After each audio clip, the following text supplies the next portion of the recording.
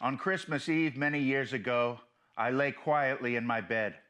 I did not rustle the sheets. I breathed slowly and silently.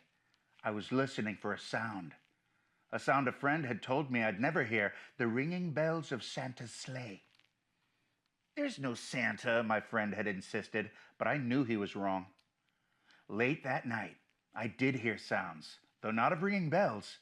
From outside came the sounds of hissing steam and squeaking metal. I looked through my window and saw a train standing perfectly still in front of my house. It was wrapped in an apron of steam. Snowflakes fell lightly around it. A conductor stood at the open door of one of the cars. He took a large pocket watch from his vest, then looked up at my window. I put on my slippers and robe. I tiptoed downstairs and out the door. "All aboard!" the conductor cried out. I ran up to him. "Well," he said, "are you coming?" "Where?" I asked. "Why, to the North Pole, of course," was his answer. "This is the Polar Express." I took his outstretched hand, and he pulled me aboard. The train was filled with other children, all in their pajamas and nightgowns. We sang Christmas carols and ate candies with nougat centers as white as snow. We drank hot cocoa as thick and rich as melted chocolate bars. Outside, the lights of towns and villages flickered in the distance as the Polar Express raced northward. Soon there were no more lights to be seen. We traveled through cold, dark forests where lean wolves roamed and white-tailed rabbits hid from our train as it thundered through the quiet wilderness. We climbed mountains so high it seemed as if we would scrape the moon.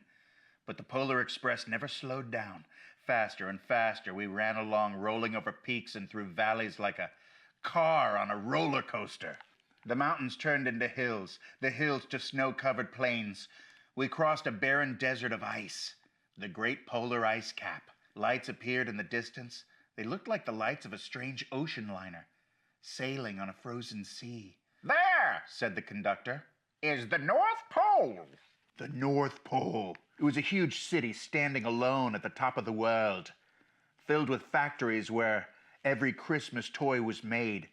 At first we saw no elves. "They're gathering at the center of the city," the conductor told us.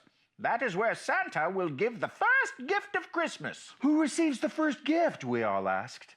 The conductor answered, "He will choose one of you."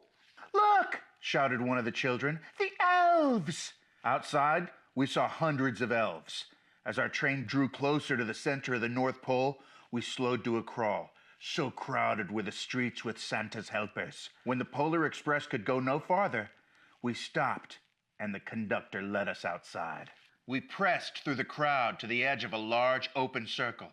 In front of us stood Santa's sleigh. The reindeer were excited. They pranced and paced, ringing the silver sleigh bells that hung from their harnesses. It was a magical sound, like nothing I'd ever heard. Across the circle, the elves moved apart, and Santa appeared. The elves cheered wildly. He marched over to us and, pointing to me, said, "Let's have this fellow here." He jumped into his sleigh. The conductor handed me up. I sat on Santa's knee, and he asked, "Now, what would you like for Christmas?" I knew that I could have any gift I could imagine, but the thing I wanted most for Christmas was not inside Santa's giant bag. What I wanted more than anything was one silver bell from Santa's sleigh. When I asked, Santa smiled. Then he gave me a hug and told an elf to cut a bell from the reindeer's harness. The elf tossed it up to Santa.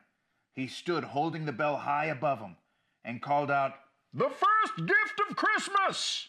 A clock struck midnight as the elves roared their approval. Santa handed the bell to me, and I put it in my bathrobe pocket. The conductor helped me down from the sleigh. Santa shouted out the reindeers' names and cracked his whip. His team charged forward and climbed into the air. Santa circled once above us, then disappeared in the cold, dark polar sky. As soon as we were back inside the Polar Express, the other children asked to see the bell. I reached into my pocket, but the only thing I felt was a hole. I had lost the silver bell from Santa Claus's sleigh. "Let's hurry outside and look for it," one of the children said. But the train gave a sudden lurch and started moving. We were on our way home. It broke my heart to lose the bell. When the train reached my house, I sadly left the other children. I stood at my doorway and waved goodbye. The conductor said something from the moving train, but I couldn't hear him. "What?" I yelled out. He cupped his hands around his mouth. "Merry Christmas!" he shouted. The Polar Express let out a loud blast from its whistle and sped away. On Christmas morning, my little sister Sarah and I opened our presents. When it looked as if everything had been unwrapped, Sarah found one last small box behind the tree.